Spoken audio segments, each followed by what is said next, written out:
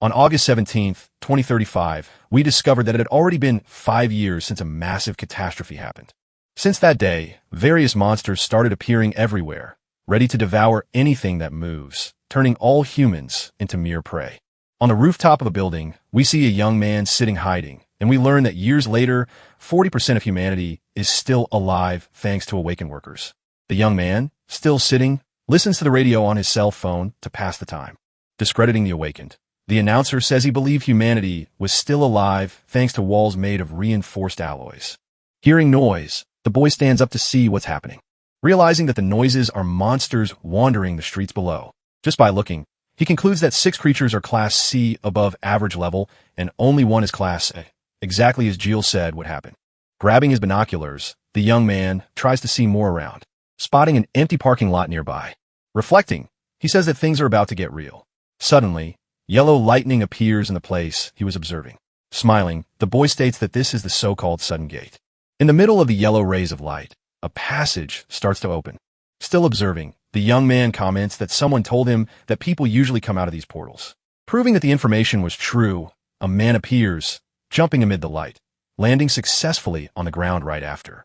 While keeping his arms covering his face in an X shape without opening his eyes, the traveler says that he finally came back, raising his arms in celebration from so much joy.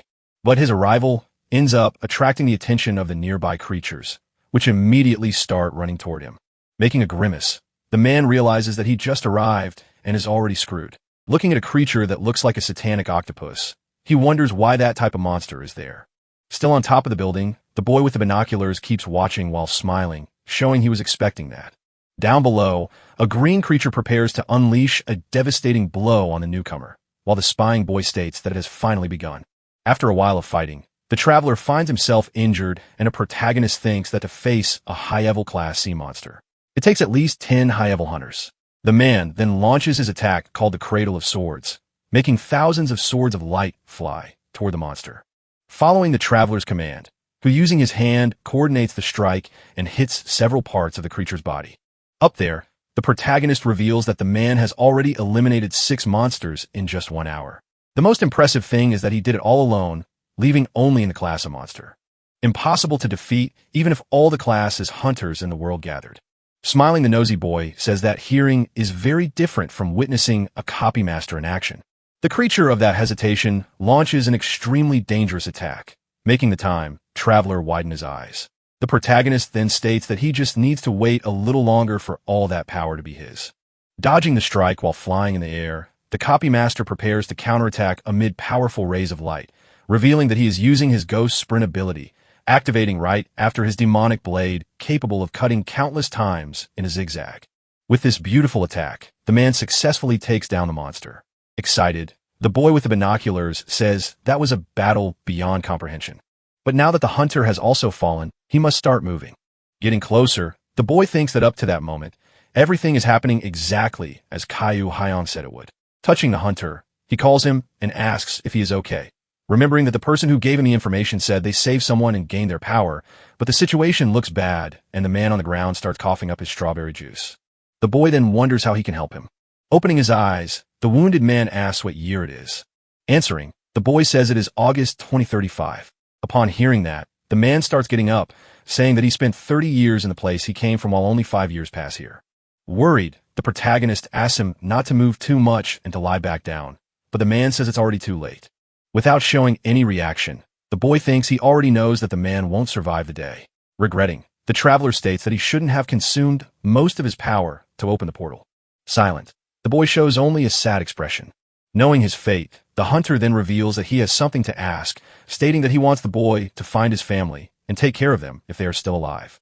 Sadly, he hands a photo to his helper. Sweet and cold, the young man says that in fact he is in no condition to take care of anyone. But the man says he's not asking him to do it for free and will therefore give him his power. He only needs his name to start the transfer. We discover that in this world hit by apocalyptic disasters, the protagonist's life has always had 2 common themes. We're taken to one of these themes where the boy finds himself wounded on the ground. In front of him, an armored man says that he finally met Cho Jan-hook. All of this happened in June 2008. Mocking the blonde man tells him not to squirm again like an eel. We see that the boy is unfortunately gravely wounded in the abdomen. Looking forward, he says that it seems this time he won't be able to escape and asks who told the man that he was there. Smiling heavily, the villain says it was Jean Sue, with whom he made a deal of $1 million and the promise not to hunt him down. The information enrages Hook, who curses the traitor. Grabbing a sword, the man says that now that he has the answers he needed, he can finish what he started. Suddenly, the protagonist realizes that those words are familiar. And grabbing a shining stone, he states that it was like this, that through the object, he found a way to reverse his life. Seeing the artifact, the villain shows no reaction. The boy then says that this is the regression stone. Widening his eyes, the man realizes what is about to happen and orders his henchmen to stop the boy, but is too late and a strong light begins to emerge. Smiling, our boy says goodbye and states that he will find Jonathan Curtis in the past. While traveling, all he wishes is that he goes back at least to the time when his siblings were alive. Everything works out, and we find ourselves in the present moment where he went back 23 years with the world still on the brink of collapse, and he is introducing himself to the traveler who said he would pass on his power. The two shake hands to begin the transfer thinking. Huck says that this time things will be different. A strong wind starts, and the system asks the man who previously had the power if he wants his body to disappear afterward. Considering himself a dead man, he clicks to execute this action while the protagonist receives all of his abilities. When the percentage reaches 20%, the man lying on the ground says the boy cannot let his guard down. Since even though the process is underway, if something happens, everything can be canceled. Suddenly, a huge creature appears behind our boy, leaving him in a very complicated situation. Laughing, the hunter says that life really is a mess. Upon seeing that the monster is the same one he thought he had defeated, incapacitated, Park Kang-ho says that in novels, people usually go home and live happily ever after. Warning right after that he will give up his powers soon. So the boy must run away immediately because unfortunately there is nothing else that can be done since if life is a mess, one must live with the mess. His last advice is that Hook should adapt and survive as much as he can. Surprising him, the boy grabs an iron bar, stating that he's not crazy, just tired of always running away. Determined, he faces the classic creature, but it does not attack him. Turning its back, it walks away, leaving him confused. Dropping the iron bar, relieved, he says that he thought he was going to die from the tension. The hunter then says that he is very lucky. But the boy replies that it was all thanks to him, because if the monster hadn't been severely wounded. But before he could finish speaking, Hook realizes that the man's body is disappearing and gets scared. Unbothered, the man says that he must fulfill his promise and find his family if he doesn't want to be haunted forever. The transfer process ends, and a message warns that the user's body is inadequate to receive the system, and it will have to be rebuilt through awakening. Catching the boy off guard, the last warning is that the reconstruction process may cause pain. Immediately, Duck feels a crack in his neck and realizes that even though he's trying to act tough, it hurts a lot. His whole body twists, and he says it's as if all his bones are breaking and his skin is shredding. Dropping the act, the boy looks up and starts screaming intensely. The next day in the morning, a man inside a vehicle approaches whistling. Suddenly, something in front of him catches his attention. It's the protagonist who is at the place tying boxes onto a pickup truck. Seeing Kai Chelam approaching, the boy asks what he is doing there. Without answering, the man asks the same question since it was the boy who asked for time off and switched shifts with him. Lying, Puck says that he was just about to go home when a monster appeared and trapped him there. Astonished, his colleague asks if he wanted to die by daring to sleep in that place. Dodging the question, the protagonist asks him to just ignore that fact. Then he says that it's way too early for him to be there without the rest of the team. Also lying, the man says that he has recently been waking up earlier than everyone else. That's why he arrived first, thinking to himself. Our boy says he knows the man is hiding something at that place. We discover that the man has already tried but failed to use the copy master power correctly, which led him to get beaten up so badly by other Awakened members that whoever found him thought he was dead. Thus, the reason for his downfall was very simple, as the fool decided to reveal during his registration that he had the ability to copy, which angered many people who couldn't accept having their precious abilities copied so easily. After saying goodbye and starting the car, Chuck looks at the passenger seat where there are 3 Class B crystals and 4 Class C crystals which he stole from Hyong, even though he feels bad because those items saved his life. Now he just needs to figure out how to use them since he can't sell them. We also discover that Hyong, after awakening with Kang-ho's power, failed to retrieve any of the unknown crystals. So when he returned the next day to recover them, they were all gone. Not protecting the crystals became the greatest regret of the man's life. That's why Heck planned to grab the items as early as possible. Reflecting, the boy thinks that if it's just monster cores, he might be able to sell them discreetly. But if it's the core of a high-level monster, he'll end up attracting the attention of the association and the government, who will start an investigation. For the protagonist, in the worst-case scenario, he won't get the full value and will end up selling the crystals for peanuts. Staring at the phone screen, he concludes that there's only one way out to register quickly as an awakened. Someone answers his call and asks the reason for the call. Smiling, the boy tells Shulman that he has money and would like to meet for some beers where he'll pay for the drinks if the guy agrees to do him a favor. In the safe zone of Sue, Huck talks to someone inside a building. The man in front of him says he'll pay $600 for all the items he brought, but the boy asks him to raise the price a little. A bit embarrassed, the buyer says that items like those used to cost $800, but demand has declined. Dissatisfied, a boy thinks about what to do next. While the man explains that the population is shrinking, prices are rising, and no one wants to spend. Suddenly, two kids show up crying. Hugging the protagonist, they say they thought he had abandoned them. Peek kneels down to get closer and speak more directly with Choi Eun-jong, his little sister, and Choi Eun-kal, his little brother. Pointing his finger, he asks what the two are doing there instead of being at school. Interrupting, the man says that the boy shouldn't scold the little ones who only came because they were very worried. Then says the boy should start thinking better about what will happen to his siblings if something bad happens to him. Cut then asks the children to stop crying and to come home with him, where he will prepare lunch. His younger siblings start smiling when they hear they will have grilled meat. Choi Eun-jun then calls his attention and says that the grandma from the floor above told him to stop by when he returns because the rent is very overdue. Everyone gets in the car and heads to the apartment as promised. Huck took care of lunch. At the table are his siblings, the grandma, and her grandson. The elderly lady then asks why he brought so much food. Smiling, the protagonist says he stopped by the butcher to buy meat and thought of her. Worried, the woman says he should have saved it for his little siblings. Without replying, Huck hands her an envelope containing the overdue rent money. Grabbing the envelope, the woman says she knows about his situation and has decided to charge only half the amount. Surprised, our boy says it's not necessary. But the old lady's grandson says that in difficult times, it should help each other, so he better just accept the offer. His grandmother hits him on the head with a spoon and says that the apartment is hers, so he shouldn't interfere.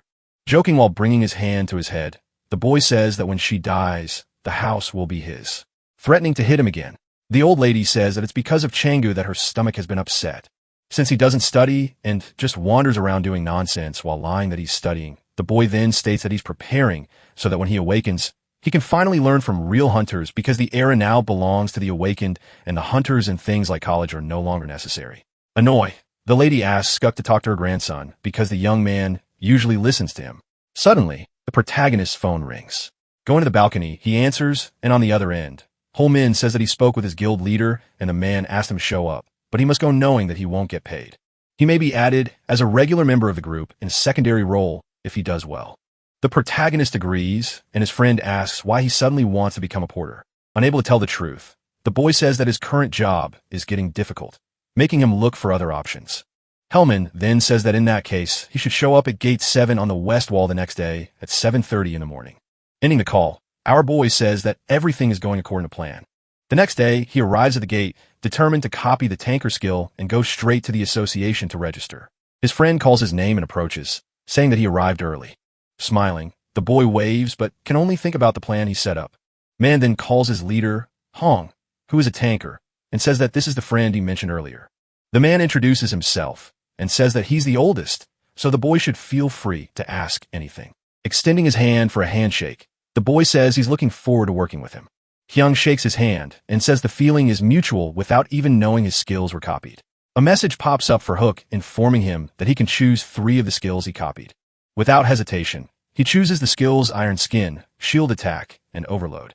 The system notifies Hook that the skill copying is complete and that they can be viewed in the skill menu. Our boy thinks that it only took enough time during a mere handshake, and now he has the ability of a tanker. Standing in front of him, the armored man watches, not understanding the reason for the smile on his face. Min then asks what he's doing, or rather why he's smiling like that in such a creepy way while still holding the handshake, easing the awkward atmosphere. The man says that he's got a strong grip and laughs. Embarrassed, the protagonist lets go of the team leader's hand and apologizes, but the man says it's fine, then asks him to get in the vehicle that is just ahead. A little closer to the car, we can see 2 guys chatting and a girl and another guy who seem to be analyzing their bows. The driver is already ready, and near him is a young woman distracted while looking at her phone. Giving instructions, the armored man asks June Hook to greet the group members before boarding.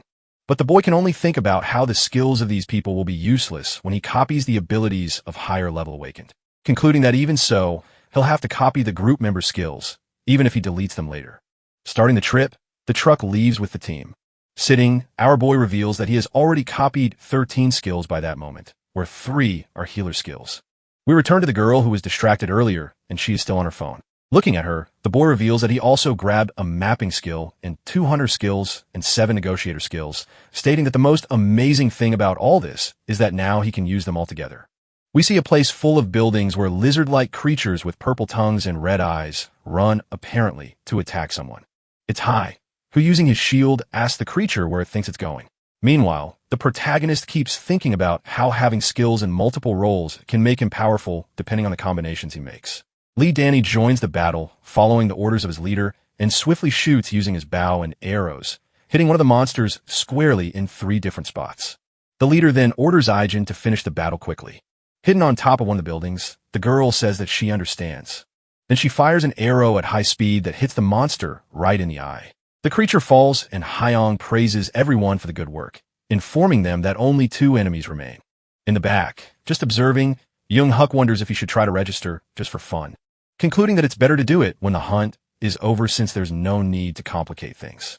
Some time passes from that moment. Approaching, the team leader says it was a good hunt and praises the protagonist's endurance, who carried a large amount of byproducts throughout that day. Suddenly, something catches the man's attention. We see another guy approaching with a bag on his back, saying that he can't take it anymore. Shinman then says that his friend was quite famous at school because of his fists. The man asks if he's talking about the school before the catastrophe, confirming the boy says that the protagonist, even without training, left all the athletes in the dust. We see that Jun Hook is listening to everything and gets embarrassed when the team leader asks if he was a delinquent, but his friend says that he only hit those who deserved it and had the dream of becoming a detective. Ending the conversation, the man hands our boy an envelope containing the payment for the day. However, the boy says he doesn't need it, but Hyong still tells him to take it and just say thank you, since if it weren't for his help, things would have turned out differently, which leads him to ask if he wouldn't like to continue being a porter. Smiling, our boy says he'll think about it. The man walks away and says they will meet again soon. Keeman then asks if the protagonist is going to the barbecue later, but he says he already has plans for that night. Curious, the young man asks what plans he's talking about and whether it's a date with a girl. Some more time passes, and we see the SU Awakened Association building. At the exclusive counter for tankers, a female employee looks nervous about something she just heard. In front of her is Hook, and the girl asks if he can repeat what he just said. Repeating, the boy says that he came to register as an awakened, and the girl asks if he's sure he's an awakened tanker. Confirming, he says that he awakened as one that very morning. Not believing it, the girl looks at him with an expression that says she isn't sure whether that's even possible. Nervous, the boy asks if there's something wrong with what he said.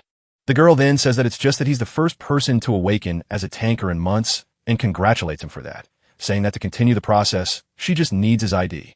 Our boy quickly hands over the document, pointing to a bench where there are other people. The girl says that he can sit there and wait. With not much to do, the boy sits down.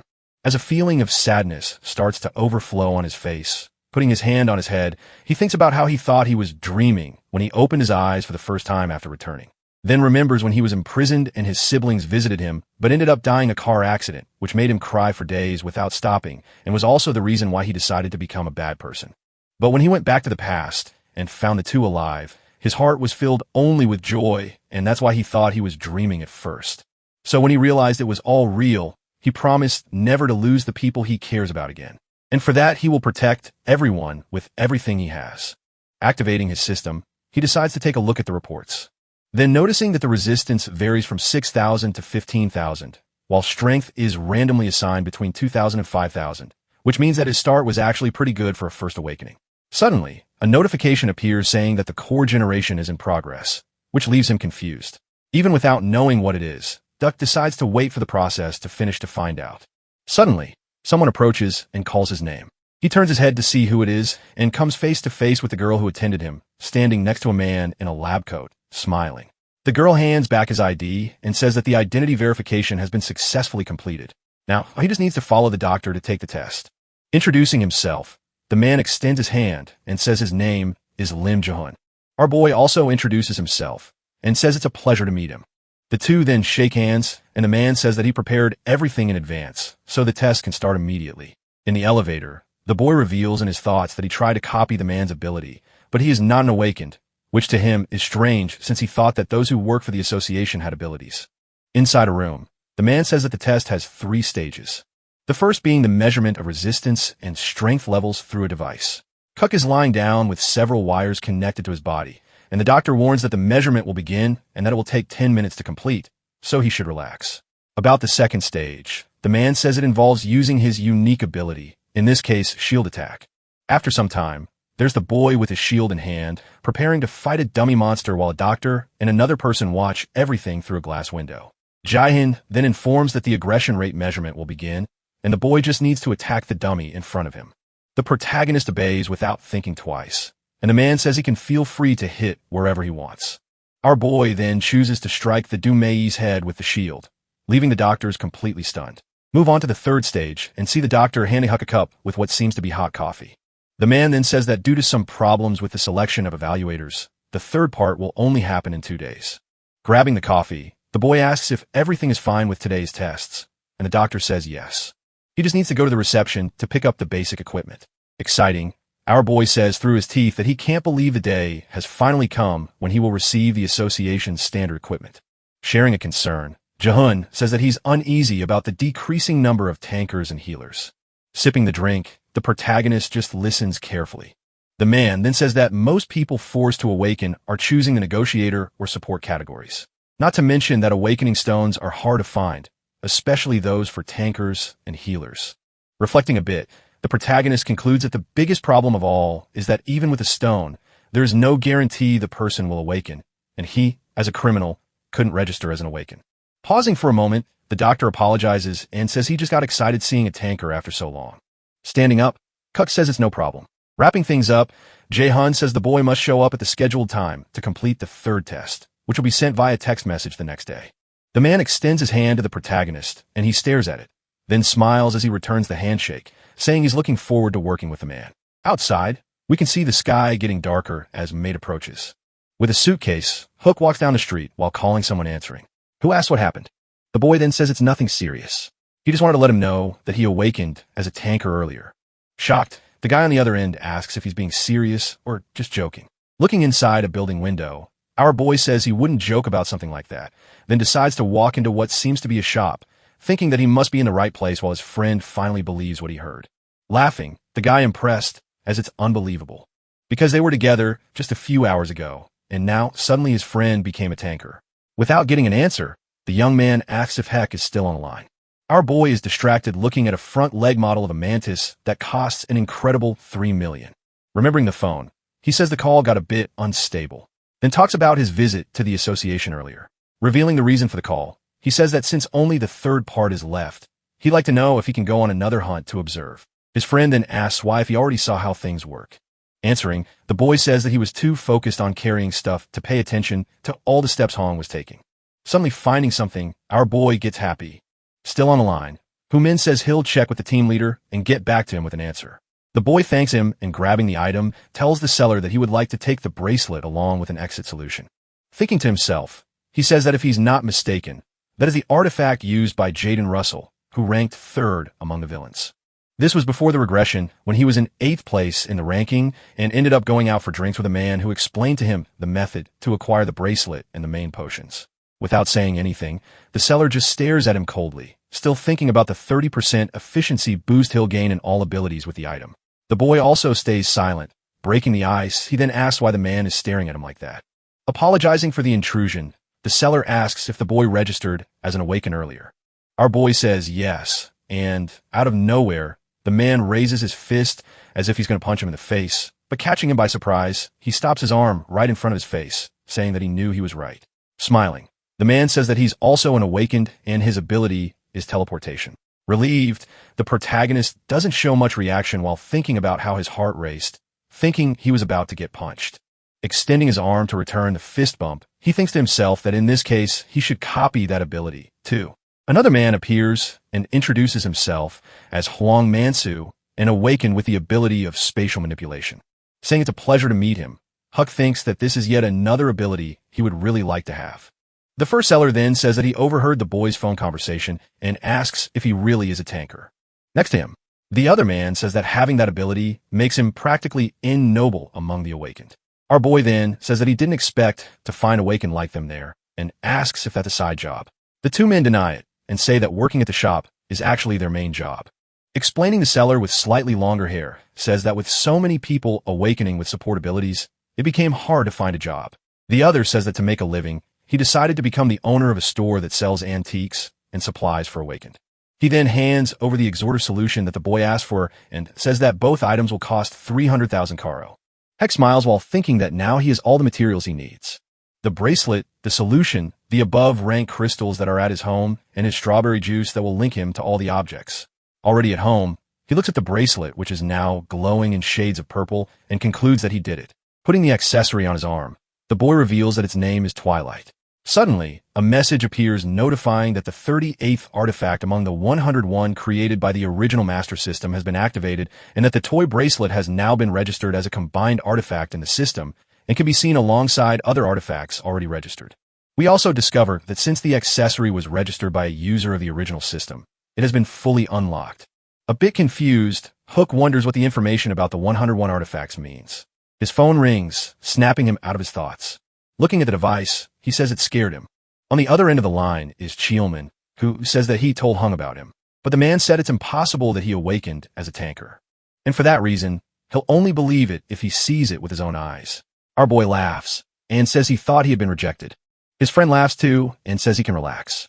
Out of nowhere, the spatial manipulation ability that our boy copied activates, and a portal opens. Even scared, he starts passing his arm through while Chillman asks him not to be late. Next day, grabbing his suitcase, the boy says that he'll be there at the scheduled time, and that he'll see him tomorrow. The next day, we see the entire team gathered in front of Gate 7 as agreed. Someone shouts greetings, leaving everyone there shocked. It's Hook, who is wearing the gear he got from the association and holding shield. Killman, still with his mouth open, comments about the outfit the boy is wearing, and Hung interrupts, confirming that he really did become a tanker. Also shocked, the man asks how that happened in just one day. Embarrassed and blatantly lying, the protagonist says that he awakened while heading home. The leader then says that it's truly impressive since natural awakening rates have drastically dropped. Agreeing, the boy states that the next day he will take the final test of his ability and wanted to know if the man could help him. The man replies that he's not sure if he can actually teach him anything, but he does have a piece of advice to give as someone who started this job before him. Grabbing his shield, he asks if the young man knows why he always carries it. He then states that it's not because he awakened as a tanker, but because he chose to. Because when facing monsters, there always comes a time when the body gets exhausted. So, the boy must always remember that what will help him recover is not skills or stats, but the determination he has. With the advice given, the group heads to the battlefield. We can see that right in the center of the place, there's a monster that looks like a mix between a bear and an armadillo sleeping. Hidden, the leader asks Hung if he has identified the type of prey and its location. The young man says yes, and that it is a true Decker. Hung then says that in that case, they can begin. He then orders Jin Dejuan to check the monster's location again. Without even thinking, the young man starts mapping. Facing the map, the leader informs everyone in the monster type, stating that they are true Deckers, monsters that have low attack power and slow movements, but defensibility is high as an E-rank monster. Worried, Queen says he doesn't know if they have enough strength. One of his companions then says that it hasn't even started yet, but he already feels exhausted. Another young man, also concerned, says he's afraid the monster will come running toward him. Encouraging everyone, the leader reinforces the fact that the prey is slow and says that his team is one of the best veteran teams he knows. Approaching the young woman with long hair jokes that in this case, it looks like the day will be easy for her as the healer. Hong then asks Jill if all the traps are ready, and the young man says yes. Grabbing a shield, he asks Shu Min and Dong to follow him. Haisu and Hook must stay where they are. The protagonist says he understood the command. While watching part of the team moving away, he thinks that something there seems strange because he is sure that the reason his friend's group was wiped out in the past was due to the appearance of another monster. But if a creature were a Dumiki, the team should have handled it. So, he needs to find out why everyone died. Looking around, our boy concludes that something there definitely doesn't feel right. Back on the battlefield, the tanker leader asks Een if everything is ready, and she confirms yes. The man then orders the girl to open fire. The young woman shoots an arrow and hits the monster's shell directly. She then says that she will proceed to the next point as planned. Standing up, the monster shows that it is furious, and the leader shouting asks everyone get ready for the fight. At his side, his partners affirm that they understood. Standing on just 2 legs, the creature prepares to attack with all its strength. Following the plan, the archer starts shooting, landing 3 precise arrows. The bear-armadillo hybrid roars, showing that it felt the hit, making the young man realize that he actually did a good job. Han then praises him and asks him to keep his distance. But the young man says he is going to charge in, leaving the man worried since that wasn't the plan. Face to face with the monster, a young man states that he doesn't want to just poke at its back, but finish it and go home. His arrows hit the true Decker's armpit, making it angrier than ever. The leader then asks the boy to stop being stupid and listen to him. But the boy mocks, saying that the creature is so slow it can't even hit him. He just didn't know he was talking too much as the monster then hits him with its fists right after, throwing him hard against a wall. Worried, Chielman shouts, calling his friend, deciding that he's also going in now because he's angry. Jumping, the young man prepares to drive his sword into the monster, hitting it right on the shell, causing sparks to fly. Unfortunately for him, the blow wasn't fatal, and the monster is now eyeing him. Screaming, he warns the team that the creature's shell is too hard and his sword didn't even scratch it. Turning around, the true Decker decides to focus back on the boy who was thrown. About to be finished, the boy tries to shield himself from the creature's sharp claws. But Kyuong steps in front to save him, attacking the enemy with all his strength with his shield. With just this blow, the monster apparently goes back to sleep, but wakes up and stands in the blink of an eye. Shouting, the leader asks Tumun to get ready for close combat, while Iji and Dongyuk attack from a distance. He then starts activating his skill, creating blue waves that appear everywhere. Unbothered, the creature keeps roaring, but the man confidently states that now he will finish it in aggressor mode. Using its paws, the true Decker tries to punch the man, but only hits his shield. Suddenly, an arrow flies by and catches his attention, and the archer tells Jin that it's time. From above, the girl starts shooting nonstop, successfully hitting the monster's face.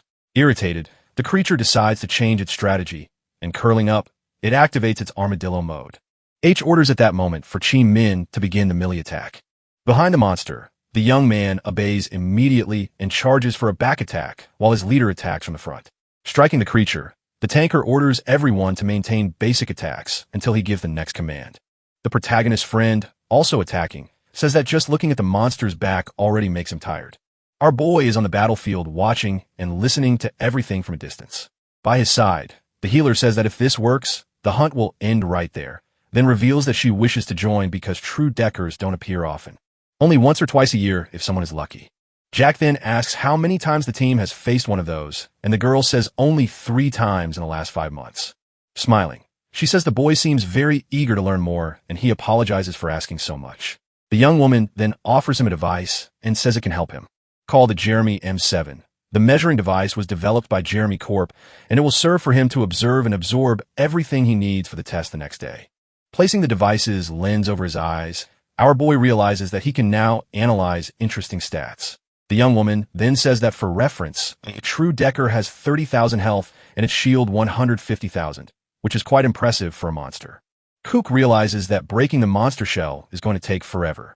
Suddenly, Hyong Nim yells and says that they have a problem because the life signals of the 4 members of the team on the other side have completely disappeared from the map. Young asks if he's saying that those members have been eliminated. Nervous, the protagonist asks if the information is accurate. In the distance, we can see that one of the structures has started shaking, causing large cracks in the walls. A giant hole opens with a loud crash, and everyone realizes it's the creature called Mantis, a giant praying mantis with claws full of strawberry juice. Seeing the creature approaching, our boy says that the situation is not good at all. Still in battle, the leader desperately asks how long until the monster reaches them. Sweet and cold, the blonde boy says at most 2 minutes or less. Shouting, the man orders Hook and Hesso to get out of the area urgently and take cover. The protagonist finally understands why he had been feeling uneasy while hearing the orders. Taking action, he grabs the healer's hand, stating that they need to get out of there quickly. Panicking, the girl says she understands, but realizing that the boy is heading toward Hyong, she asks where he's going. Responding, he says that because of a short distance, getting out of there is practically impossible. The leader sees them approaching and asks why the boy isn't retreating as ordered. With his shield in hand, he says that's not an option because the monster is too fast. Not to mention the presence of the true Decker. So, if the 2 monsters team up, things are going to get really ugly and it will definitely be completely wiped out. Coming with blood in its eyes, the mantis prepares to attack with everything it has. Face to face with the monster, Our boy says that in this case, all they can do is hold out as long as they can. Desperate, Kyung asks if the young man has gone crazy, since it seems like he thinks all awakened tankers are the same, forgetting that he's just a rookie. While they argue, a monster keeps grumbling in front of the two. The leader then states that if a complete beginner who hasn't even gone through virtual combat attacks a mantis recklessly, his explanation is interrupted by the mantis, who gets tired of waiting and strikes. With nothing else to do, Huck tries to protect himself with his shield, while replying that either way, once he gets his registration card, he'll be going into live combat, which means tankers need to succeed no matter what, even being rookies. Quickly, our boy starts running while the mantis continues pounding on his shield. Jumping, the boy decides to fight back and attacks the monster's head, leaving the others shocked by his sheer determination. Min then says that he is an idiot because this is not just a simple test, but a real battle that could cost him his life. Unbothered, the protagonist says he knows that, but it's time for them to worry about something else, which is the true Decker right behind them. Because if it's not stopped, everyone there will be wiped out at once. The bear armadillo monster attacks the two young men mercilessly. Hung puts a shield in front so he doesn't get hit directly and asks Jungkook to join the protagonist to buy time as a negotiator. Immediately obeying, the other young man joins our boy. Holding his shield with all his strength, the leader asks Keeman to stay and help him with that monster. Suddenly, the creature makes an unexpected move that ends up throwing the man far away. On the ground, he asks Jeel to use a binding trap on the true Decker urgently. Without hesitation, the Void does what was asked. The trap starts spinning toward the monster at high speed, binding its legs with chains when it gets close enough. Shouting, the boy says that it will last for 5 minutes. While getting up, the leader thinks that with that monster in front and the man is behind, the only way out is blocked, which makes the situation desperate. With all his strength, Cuck uses his shield to attack and defend himself, accompanied by the other boy, who shoots arrows every 5 seconds. But the blows have no effect on the giant mantis.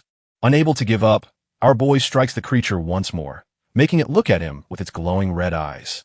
Suddenly, something can sit straight in the head, surprising even our boy. From the top of the building, the archer praises Soo E-jin for the attack, but the girl says this is no time for compliments. The mantis quickly realizes where the blow that hit it came from, and determined, it starts retreating toward the girl. Huck shouts and tells the young woman to get out of there immediately, but she realizes that it may be too late because the mantis legs are already at her window. The young woman is hit directly, and the strike causes numerous injuries. Down below, the archer screams her name in desperation, while continuing to shoot arrows, hoping to draw the monster's attention. Without success, he fears that everything is now lost. Worried, the healer next to the protagonist asks what she should do. Looking at his bracelet, our boy concludes that he was too careless because he forgot that he won't get stronger overnight. Besides thinking that using the shield attack twice would keep his artifact activated. Going through his system, he decides to check the options to prevent Yunin from passing away. Looking at the various pieces of information on his screen, he thinks that maybe he should use skills to increase the bracelet's effectiveness by 50%, which could be quite risky. With no other way, the boy decides to do it, even if it costs too much. Waves of blue light begin radiating around his body, reaching the broken window where the mantis is about to enter and finish the girl, who is on the ground, injured, and unable to escape.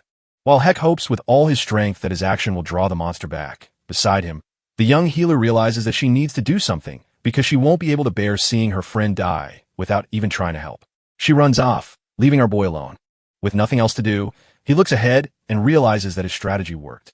The team leader asks E-jin to leave the area, but Hux, as the young woman, will be fine. Han asks how he can say something like that, and our boy replies that he managed to make the monster leave her. Not believing it, the man asks what the boy is talking about, but he doesn't even answer because he is already charging at the mantis. While striking with his shield, he thinks that it is too risky to keep his ability activated with just basic attacks. Concluding that he will need to use the copied skills because he has no choice, he activates the destructive body skill along with a negotiator skill. The giant prey mantis almost hits him, but he manages to dodge with a jump. With the skills activated, Huck states that now his basic attack damage is comparable to that of a dealer. Suddenly, a sensation takes over his body. Smiling, he thinks that he has felt this many times before the regression, stating that it's as if all the cells have awakened, just like it happened before he became a villain, and that it was this feeling that allowed him to rank 8th among the villains. The name of this sensation is hyperperception. Our boy goes back to attacking now, with his old sense activated because of his strength when the mantis legs starts to crack.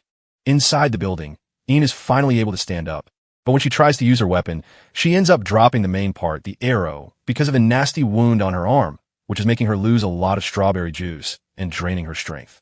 Suddenly, Haisu appears, surprising the young woman. Using her power, she begins healing her friend while asking her not to scream because it distracts her. The archer then says that she should be helping Cook instead of healing her wounds. But her friend says that the boy will be fine and that she can't do anything while his health is still full. Looking out the window, she says that Cook is crazy and looks just like the team leader since he hasn't taken any damage so far. We return to seeing our boy attacking, showing how truly strong he is. While Cheelman and Hun continue fighting against the true Decker, the creature roars in fury, but the team leader states that its shield won't last much longer. So, the boy shouldn't waste time with basic attacks, but instead amplify his skills before the trap expires and do it without worrying about him. The monster, which is almost free, prepares to strike the man. Shielding himself, he says that this was the attack he had been waiting for. Just before the blow hits him, Kung starts running to strike first while someone warns that the trap will only last 10 more seconds. Shouting, the man tells Shumin that the time has come. Understanding the message, the young man draws his weapon, then activates his critical attack on the panel. We can see a zigzagging blue beam of light coming from the monster's body while the young man prays for it to explode. His attack works, and the true Decker begins to crumble into dust. Hung then shouts and informs the entire team that this side is clear. Standing in front of what was once the creature, the protagonist's friend spots a red crystal and says that besides the item, he also got a skill card. Ending his happiness, the leader says that this is no time for that and orders the boy to go help Hick. Our boy keeps striking nonstop, drawing green slime from the mantis. Seeing the scene, the man, who is also a tanker, asks how that is even possible. Looking back while fighting alone, the boy asks man to get out of there if he's already done what he needed to do. Stopping for getting closer, young man says that he really is crazy because besides fighting without help, he's now giving orders too. Agreeing with our boy, H asks him to treat this as practical experience since he seems to be handling it well. Heck asks if he's sure, and the man says yes, then asks if anyone has anything against it. Everyone says they're in favor, but Ijin says she's not the type of person who can live with debts. Then attacks from the top of the building with an arrow, which ends up missing the mantis. Determined to finish the job, our boy jumps, ready to deliver a fatal blow, then drives a shield straight into the monster's head, which stops resisting and collapses to the ground. Mouth wide open, Young calls Kmin's attention and asks if he's absolutely sure that his friend awakened as a tanker. The day ends and night falls on the battlefield. We see the team leader asking everyone to hurry, so they can get out of there quickly, since even knowing everyone is tired. If they stay too long, other monsters might end up showing up. Hack listens carefully while cleaning the green slime off his shield. Hellman approaches and asks if he's ever used that before. Confused, the boy asks what he's referring to. Explaining, the young man says he's talking about hyperperception because he knows he used it in tough fights back in school. Our boy doesn't answer, and his friend says there's no way he never used it after everything he did earlier. Then asks if the boy is okay since he used to get headaches after using the skill. Putting away his shield, the protagonist says he's fine and that it's probably because of the awakening. His friend says that he really is very lucky and owes him a beer, which must be drunk that night with no excuses. Seeing his phone ringing, Huck says it'll have to be another day because he needs to spend time with his siblings. Catching him by surprise, Hung approaches and asks who he is and if he really awakened the day before, since there's no way someone could fight like that being just a rookie tanker. Turning around, the boy says, maybe. Worried, Keelmin tries to stop him from saying something stupid. But the boy simply says that since the situation was dire, maybe he released so much adrenaline that his strength became superhuman. Convinced it's a lie, the man asks if the boy really expects him to fall for that story. Our boy then decides to stay silent. The leader turns to the other members and says there's something he'd like to tell everyone. Then states that on that day, Cut defeated a mantis alone, but is not officially registered yet. So, even though it was an emergency, if anyone finds out, the whole team could suffer consequences. That's why everyone must keep their mouths shut and not tell anyone about what happened that day. The archer smiles in relief at H's words. Laughing, the other two guys say they're not stupid and will take what happened to the grave. Surprised, our boy calls the man, but he thanks him, leaving him more confused than before. Explaining, the leader says that if it weren't for him, everyone there would be dead, and that's why he'll include him in the profit distribution as a tanker, of course. Mouth wide open, the boy asks if that doesn't mean the others will receive less than they expected. Haisu approaches and says he's right, but knows that no one would complain. Smiling, she says that in any case, if someone does, the boy should let her know because she'll immediately stop healing whoever is against it. Our boy's phone rings again, and he says he needs to answer. Curious, the girl asks if it's his girlfriend. Smiling, the boy denies it and says it's just his siblings, but we find out he's lying because the one calling is the association, which leaves him intrigued because he has no idea why they're trying to contact him. We're taken to the association building.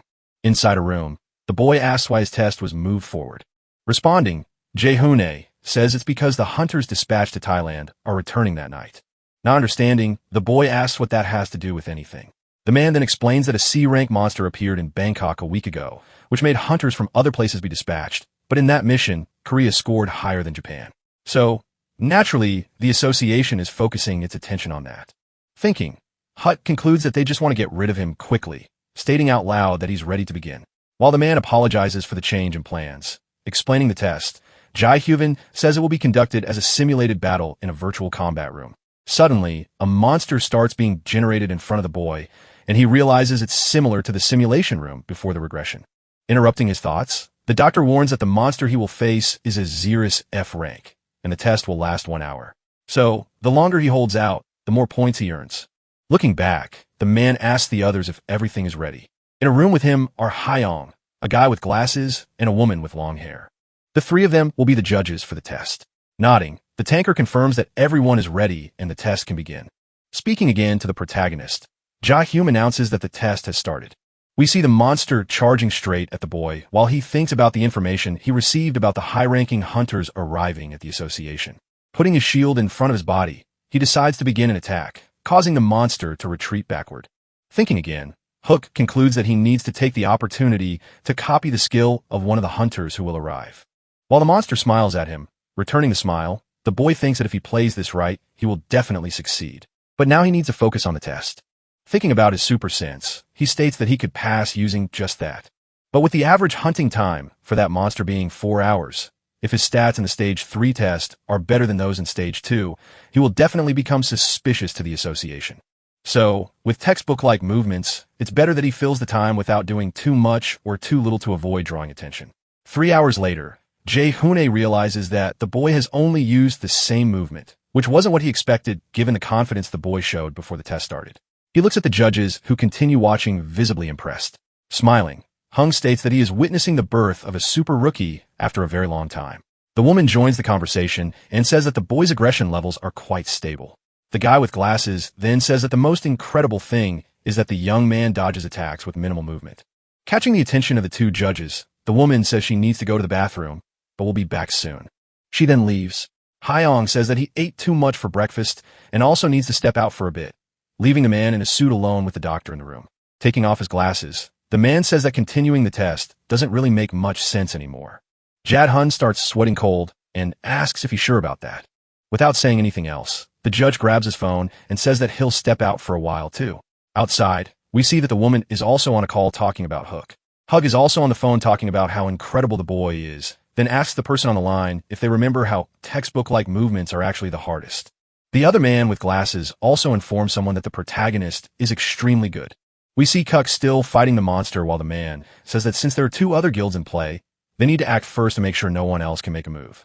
The test ends, and the woman at the counter hands a document to the boy. Smiling, she says that this is his awakening registration certificate and praises him for the good work. Our boy takes the document and checks the information. The woman then says that getting a rank C on the first awakening is really incredible, and he asks why. She responds that it's something rare, since most people usually fall somewhere between rank F and E. Leaving the building, Cook wonders why he got rank C again if he didn't do anything special. Deciding to be happy because at least now he has his registration, which means he can live a happy life doing things legally with his younger siblings. Suddenly, someone shouting catches his attention. Looking to the side, he sees a crowd of what appear to be fans screaming the names of their idols. A trio composed of 2 men and a woman appears, and Hike realizes they are the high-ranking hunters being Giant, a negotiator and second-ass sorceress.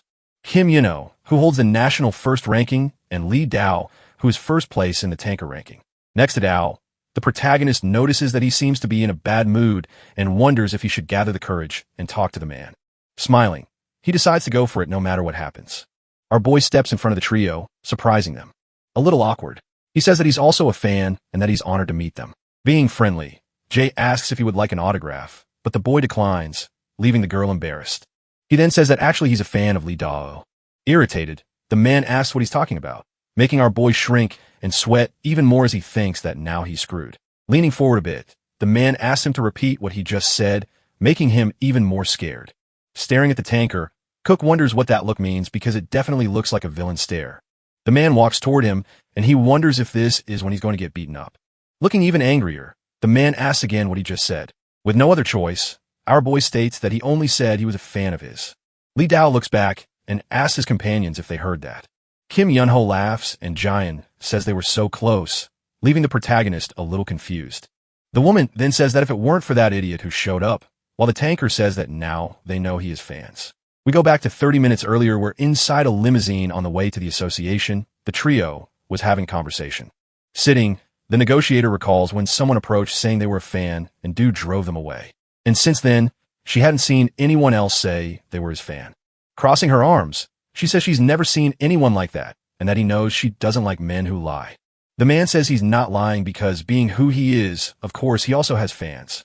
The woman then says that if someone says they're his fan when they arrive at the association, she'll do something he really wants. But if not, he'll have to help her with something. Curious, Dao asks what kind of help she wants, explaining. The woman says that as he knows, the plan is to hunt a C-rank monster this time, but the guild doesn't have enough tankers. So, if he loses the bet, he'll have to be the main tanker just once, but completely for free without receiving a single dime.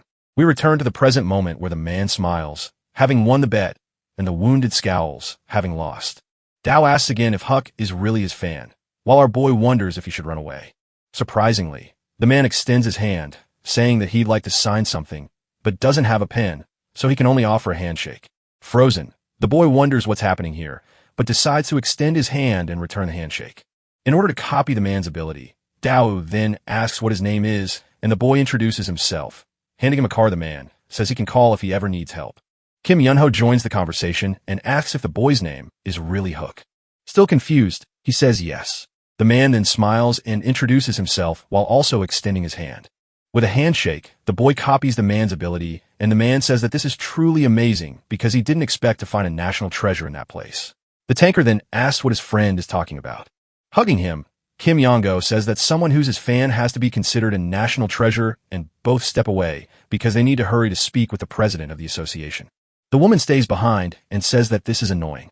Hack approaches saying that he's also her fan who like a handshake, something he'll consider an honor for his whole life. But Jaeon just turns her back and walks away, completely ignoring him. Intrigued, the boy thinks her personality is strange since earlier she even offered an autograph. And unable to get the last ability, he decides to leave since he already got more than he needed. At the same time in New York at the American Awaken Association, one man asks another what they're looking at on the computer screen. Both are watching Huck's test, which after 3 hours had only consumed 3% of his life force. Curious, the bald man asks which country the boy is from, and the blonde man says he's from Korea. His partner, intrigued, asks if it could be a fake video, but the blonde man denies it, stating that they don't even know they're being monitored. He picks up the phone, but his friend asks him to wait, saying it's too early to inform the higher-ups. Paolo then asks Kevin if he knows how many rank S Awaken there are now, then answering that there are only 5 who started as rank C, so all countries are watching this type of Awaken closely. Kevin stays silent, and his friend says that if they lose this boy, they might be losing a future rank as talent. The screen shows intriguing results that should be investigated more deeply. A voice asks the partner to take a good look at the images. A building under a clear, sunny sky appears in the middle of quiet streets. Calmly, a man crosses the portal located at the top of the building. He approaches a door and touches the doorknob. While going down the stairs, he analyzes the evolution of his defense and resistance skills. According to the system, universal skills increase defense and significantly reduce damage. Shortly after, a scene of ancient ruins under a clear, peaceful sky can be seen. A terrifying monster seems ready to destroy its enemies. The fighter prepares to use stun abilities with a shield. Soon after, he activates the skill Shield's Ton, interrupting the enemy creature's attack. At that moment, the monster seems to feel the impact of the blow, and its strength becomes reduced. Realizing that the opponent has taken some damage, he shouts for Kim Yu. Kim Yu's unique abilities do not increase attack power. The system highlights all changes showing increases in speed and evasion. A compliment is made for the impressive power of the lightning flash attack. Suddenly, the warrior performs an aerial attack, while the creature tries to counterattack. With a quick strike, he lands a guaranteed critical hit, right after teleporting into battle. At that instant, he manages to strike the monster's throat. The skill is activated and his movements become faster than light. A smile starts to form on the protagonist's face, who looks extremely satisfied. While walking down the stairs, he reflects on the incredible situation. The copied abilities from Li Dao and Kim Yu were amazing beyond the ones he already had. By combining some of them, it will be possible to face monsters from beginner zones. Upon entering the apartment, he notices everything is quiet and peaceful. However, he starts to suspect that something strange is going on. Suddenly, he approaches and notices something on the countertop. With one of his hands, he touches the hamburger and realizes that everything is very cold. A thought starts forming in his mind. Suddenly, the girl opens the door of one of the rooms, waking up from a deep sleep. Confused, he looks back at the girl. She asks why he arrived so late. The protagonist asks Yamjing if no one had dinner. Still tired, the girl replies that she thought it was a good idea to wait for him so they could all eat together. Realizing the situation, he tries to explain that she should have eaten. However, the girl says she wasn't hungry and he asks why. Her eyes fill with tears as she tells him that she had a nightmare where he died, and besides that, he wasn't answering his phone. While hugging him, she says she was very scared because she couldn't reach him. But the protagonist was fine and tried to comfort Yunjong, who seemed extremely worried. Suddenly, another child appears wearing his blue pajamas. The boy was also completely terrified because of his big brother's delay. Despite everything, now everyone could eat chicken together.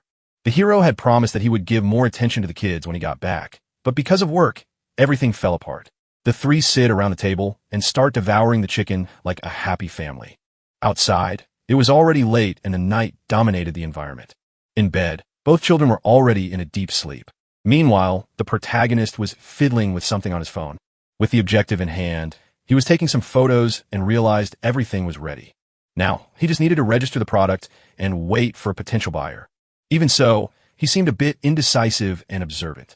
For him, it was a waste to sell only Karen's Blessing and Mountain Splitter. Slowly, his fingers approach the card, but he fails to acquire a new ability due to incompatibility with the user. Even so, he was willing to make a copy, but that didn't work either. At that moment, he realized he had no other option.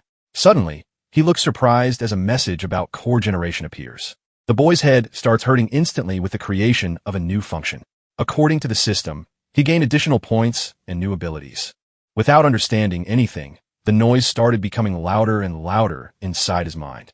Carefully, he watches the loading of the core generation, which was at 1%. But he had no idea what that meant since he had never heard anything about it from Kill Hyong. Even so, he seemed anxious to discover what he would find at the end of AD loading. The energy starts spreading completely throughout his body. With a thoughtful expression, he reflects on the sensation he had when awakening. The color of his eyes changes to a bright blue, and he decides the best thing to do is check his status. The destroyed buildings seem abandoned and uninhabited. In the middle of the street, a vehicle crosses the city's debris. Inside the vehicle, the hero uses the system to input a search term. The original system is divided into two systems, the master system and the copy system. The master system is the central system responsible for the derivative system spread across the dimension. The system is not awakened, but rather an independent entity. Meanwhile, the copy system is an awakened system that only works with one user, being able to copy all abilities and also capable of recommending them to each other and creating new ones. The copies applied to all life forms with a derivative system that the protagonist seemed not to fully understand. While climbing a few more floors, he reflected on all that information, thinking that he could copy abilities from monsters. After walking a long path, he finally reached his destination. To recover his strength, he decided to drink some water. In the end, he believed that the information was really useful, reflecting on its functionality. Shortly after, he decides to open his status window. The user Crow Janyuk, 25 years old, was in the class Copymaster and Core was at level 1 with some power increases. At that moment, he noticed some changes in status window. The details on the screen listed his abilities, additional points, and attributes, and he also noticed the creation of a new status. With a smile on his face, Trojan Hyuk watches the activation of the All-Stars plus 100 option from the Twilight Bracelet, boosting his stats. He was happy with the status increase and curious to check the core. The recharge point was probably the amount that could be charged. In a moment of reflection, he thinks that the power consumption could mean that more than 20,000 could be used. If the bracelet options were added, he could produce everything with great efficiency. However, he knew that the most curious thing was that the stats were only at level 1. His hope was to believe that with a level increase, the stats would also grow.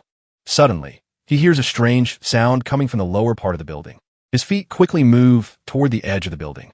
At that moment, he notices something unusual and tries to draw attention to himself. Walking through the streets of the destroyed city with a powerful monster. Without wasting time, he opens the city map to observe every corner. As expected, there was no one living in the surroundings, making the place perfect for the test. Meanwhile, the creature's expression showed all its discontent. Koi Jan-yuk didn't waste time and ran to the parking lot to observe more closely. Apparently, his enemy had no eyes, but seemed extremely powerful. Standing still, the boy waited for the best opportunity to start the fight. His eyes change color, and he activates his power weapon. According to the system, he could choose the type of weapon to be used, such as a spear, a sword, or a dagger. The creature was already losing its patience and started letting out a scream. Its feet began moving toward the protagonist. The best thing to do would be to summon the long bow to fight against that powerful enemy. Suddenly, the weapon begins to form in his hands. At that moment, the protagonist starts to understand why Park Gango was so strong. But there was no time for reflective thoughts since his opponent was coming at full force. Koi Junha prepares his bow and assumes an attack position. The arrow flies toward the monster's face, hitting it precisely. Using his weapon, he fires quick and critical shots. With determination in his eyes, he realizes he had maximized not only the core, but everything else. Meanwhile, his opponent is being attacked in various ways and could not hold back desperate screams. Shortly after, the creature starts losing what little balance it still had. But Troy Jan-hyuk wanted to continue the fight, so he runs toward his opponent. With a jump, he asks the system to switch to the longsword. Smiling, he seems extremely confident, thinking that he had inherited Park Gango's complete abilities. Getting closer to the creature, he grips his sword tightly. In the end, his goal was to become as strong as his hero. With one strike, he directs his movements toward the body of the horrendous creature. Shards could be seen all over the dark night as the monster lay fallen. The protagonist seems very satisfied with that fight for defeating his enemy. Looking at his phone, he realizes that an hour and 20 minutes had already passed. However, he believed it was very late, and if he were to consider all the other demons in the vicinity, it would take another 30 minutes. Suddenly, he notices that his phone was ringing. Looking at the screen, he sees that it was the Agreement Association. Confused, he wonders if he should answer the call due to the late hour, but he seems very curious to find out who is calling. On the other side, a woman introduces herself as Kim Juvie from the reception team. Without saying exactly what she needed, she asks if the boy was awake. Kim Ji explains that she received a sudden call from the secretary's office. Upon hearing that the president of the association wanted to have a private meeting with him, Jun-hyuk notices the appearance of the monster. Without losing focus on the call, he tries to gather more information about the meeting. Before setting a time, he needed to know when the president would arrive. The receptionist informs him that his schedule was the same as every day at 7 a.m. At that moment, the clock showed 6:20 a.m., but the protagonist would be at the designated place at 7 a.m. Meanwhile, the monster was getting closer and closer. Without prolonging the subject, Jun-hyuk was sure that he could arrive in 30 minutes. Hanging up his phone, he turned all of his attention to a new challenge. With intense footsteps, the creature was quickly approaching. Wielding his shield, he activated the stun charge. The aberration's attack was immediately interrupted. With his eyes glowing again, he advances using the lightning strike. Suddenly, he manages to reach his enemy's back by being faster than light. Upon touching its skin, he receives the option to copy the ability of the lowest-ranking soldier of the Vargo Grace. Without wasting time, he accepts and lets the system handle everything. With a jump, he lands back on ground. Shortly after, the skill copy was already fully complete. Using the power of his voice, the warrior asks to open the subspace. A bright and colorful energy, probably from a C-grade crystal, appears before him, indicating that something important was detected. With the crystal in his hands, he could absorb it to raise the core's level. At the same moment, the absorption of the C-grade crystal is initiated. The energy begins to spread throughout the protagonist's body. Inside his mind, his only thought was to raise the core level to save time. With the complete transformation, Troy Jung-guk was curious about what kind of fight awaited him. Meanwhile, the sun's rays spread across the landscape. Shortly after, the protagonist passes through a portal, returning to an urban area. Looking at his phone, he thinks that with that growth rate, he would be able to significantly reduce the time until the second awakening. The clock shows 6:55 in the morning. A sound starts forming in the young man's stomach. Alone, he begins to notice hunger spreading throughout his body. Soon after, he finds himself in an elevator next to a woman. Opening the system, he decides to check the details of the newly copied skill. With an expression of curiosity and confusion, he seems unable to understand the recognition of the lowest-ranking soldier. Following the explanation, the recognition would be made by the lowest-ranking soldiers of the Vargo Grace who would not attack him. Leaving the elevator, he keeps reflecting on that kind of attack prevention. While following the secretary, he thought it would be a powerful skill to use when alone. The woman stops and opens a heavy door. With a friendly expression, she asks the boy to enter the room. The gay-haired man in a suit seems very pleased to see Crow Jang Yuk. Even with some shyness, the boy calmly enters the room. The chief asks him to sit in the chair and make himself comfortable. Smiling, he asks if he could speak informally with the protagonist, not seeing it as a bad situation. He immediately agrees, since the man seemed to be doing that from the start. First, he shows that he is impressed with the boy's punctuality. The president of the association seems not to understand when Juk starts mentioning all the tasks he performed for his siblings. For a moment, the two remain silent, just exchanging glances. But shortly after, the chief starts laughing out loud. Despite everything, he believed the boy's words were less of a joke. Changing the subject, he decides to get straight to the main point. Meanwhile, the hero waits attentively for the formulation of the sentence. Without wasting time, he reports that the association wanted to make a proposal. The president wanted the young man to refuse all recruitment offers from foreign guilds and stay in Korea. Thoughtful, the warrior says nothing and analyzes the situation. Contrary to the gay-haired man's expectations, he informs that he had never received any offer to join a foreign guild. According to the research, major guilds from the United States were showing interest in recruiting Jungkook. That information seemed completely new to the boy. Despite feeling embarrassed, the president admits that the test data was hacked and the information might have reached the guilds. Believing that all of this was a complete misunderstanding, the young man asks if people knew about his rank. Without wasting time, the man responds that everyone was aware of it. However, Cho Janik did not believe that being ranked C was something so impressive, as he was only a first awakener. The second awakeners were classified as rank C due to certain statistics. In the end, the protagonist felt there was nothing different about himself compared to them. Koin Jun Hyuk does not know how to react to the facts presented.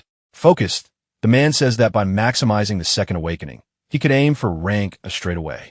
The protagonist thinks that with the second awakening secured, he could have abilities comparable to a third awakener and even have a chance at rank S.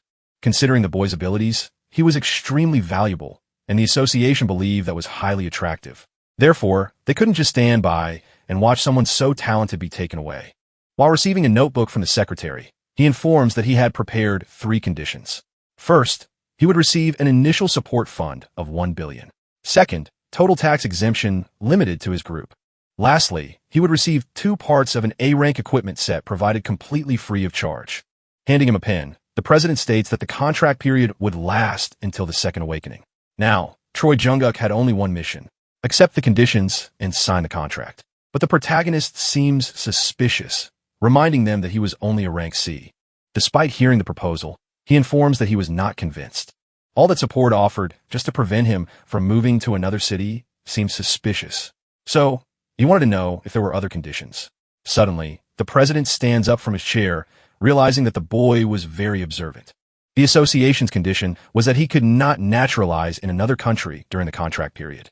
Leaning on the table, he explains that the young man could not join a guild and should consult them to participate in expeditions. Additionally, if the association requested the boy's participation in a raid, he would have to prioritize it under any circumstances. In other words, no kind of obstacle would be allowed between Cho Young Hyuk and the association. In the end, no guilt of the warrior's own choosing. These were the final conditions, but he would have little time to consider the proposal. The president informs that the offer would expire the moment he contacted other guilds. However, the protagonist seemed to perfectly understand the situation and sign the contract. Confused, the man in the suit offered some time for him to think, but the young man was determined and already knew his goals. With determination, the two shake hands, sealing the deal. Outside the city is bustling with people walking everywhere. In a restaurant, a girl examines the menu options with an employee. Suddenly, a child gets excited upon realizing they are in a big shopping mall. Koi Jang Yukon brought his 2 siblings for a family outing. Excited, the boy asks if he could look at some t-shirts. Yam Jang seems worried about all the noise from her brother. The hero is having fun. Both are amazed to hear that they could choose a few items to buy. With a smile on his face, the hero says his siblings could choose the 10 items they like the most. Happiness spreads across the children's faces as they celebrate together. Everything was happening in an unexpected way, but he knew he had to wait until the end of the protection period. Koi Jan-hyuk was worried about possible problems along this journey. Suddenly, Yinjong shows her brother a beautiful blue dress. Inyul immediately likes the outfit and says his sister should get it. An employee approaches and asks the children not to touch the clothes on display like that. Meanwhile, Junie reflects on the list of things he should do relating it to past events. At that moment, he tells the employee not to worry about anything since he will be buying the clothes. Either way, before completing that list, he had absolutely no intention of leaving Korea. Suddenly, a warning for shoppers informs that an unexpected gate has opened inside the mall. The information is repeated once more, showing the real situation to the customers. Additionally, they ask everyone to stay calm and follow the staff's instructions. Amid the crowd, a woman reports that hunters from Tibet would be arriving soon. According to the orders, everyone should stay inside the mall, but customers already wanted to leave as quickly as possible. Outside, everything was even more dangerous, and the best thing to do was to follow the woman for a safe evacuation. Suddenly, chaos takes over the place as people start running in desperation. Koi Jang-guk observes the situation that was about to unfold, feeling the tense atmosphere. Being a hunter, he was willing to check what was happening, but asked the employee to take care of his siblings. Benjang seems extremely worried about his safety, warning that it was very dangerous out there. According to the young man's memories, there were 5 D-rank monsters near the store. That day, a building collapsed due to the monsters that followed the refugees into the large shopping mall. His hands begin to tremble, feeling anger about everything happening at that moment. He crouches down and asks Yunjong to take care of her brother Yunil. Knowing that the Tibet Guild would only arrive after all the destruction, he leaves determined to face the monsters. In the end, he would have to endure the situation completely alone, anxiously waiting for reinforcements. The arrival of the monsters causes complete despair in the streets. Calmly, an officer tries to guide people to take shelter inside the mall. The atmosphere becomes tense with people fighting among themselves, try to rush even more. Meanwhile, the monsters start spreading throughout the city. There are 5 in total, ready to destroy everything in their path. Upon hearing his screams, the creatures begin to look around. People keep running in terror, pushing each other. Koi Jang-yuk stands in the middle of the group, letting everyone pass quickly by him. At that moment, despair takes over his face as he realizes he was completely alone. The giants were coming toward him, and he no longer knew the best way to defend himself. With a tense expression, he decides to open the subspace. Beside him, a portal is formed for him to choose his abilities. A terrifying aura spreads through the air, showing all the fury present in the creature. The young man could not let any of them pass. He had to protect his brother at all costs. According to his shield, it was ready to take down each of his enemies. With the swift movement activated, he would trick the opponent with quick movements. The strike manages to hit the opponent's leg with tremendous force. Upon feeling the attack, the creature lets out a powerful scream of pain. Using his speed to his advantage, he moves throughout the area, confusing his enemies. Suddenly, he stops running and observes the situation. Those abominations follow the protagonist's movements and turn their bodies. Jan Haya provokes his opponents, calling them to fight. The 5 seem irritated by that boy's arrogance.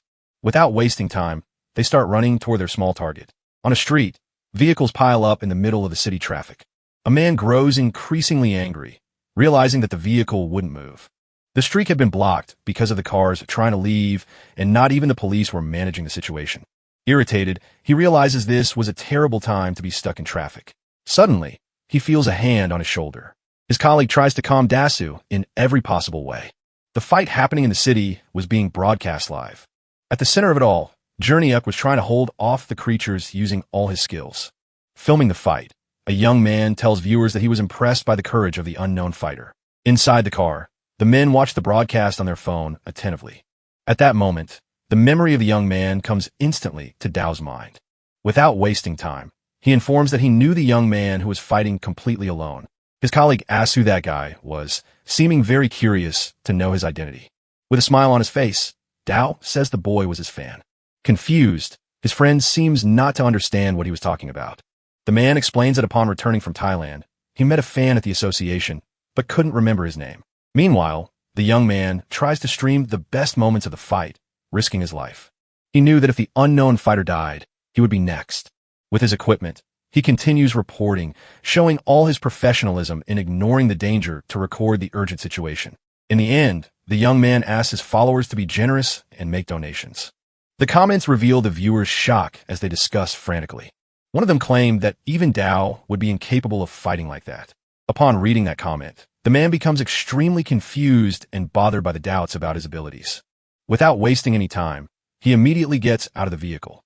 Meanwhile, his friend looks worried and seems not to understand his movements. However, Dao was determined to study people in any way. With determination on his face, nothing could stop his goals. He gets out of the car, leaving his colleague completely alone. At that moment, people begin to follow the master immediately. One of the warriors asks the man to step aside, who seems not to understand the situation. Suddenly, all the warriors were beside Disu and ready for battle. His final order is for Zhou Huanwu to investigate who that new face was. Without knowing his name, he warns that he wouldn't get much information. But the chief remembered the identity, Kim Jong-uk. In the end, the captain wanted to know if all members were ready for battle. Their expressions reveal a determination to protect the people and the city by following the master's orders. Now, everyone could head straight into the battle together. Hearing the command, they all start running toward the fight. Like a fierce blow, one of the monsters tries to hit the warrior, but he is faster and manages to dodge with all his acquired skills. Even so, the impact causes him to fall to the ground.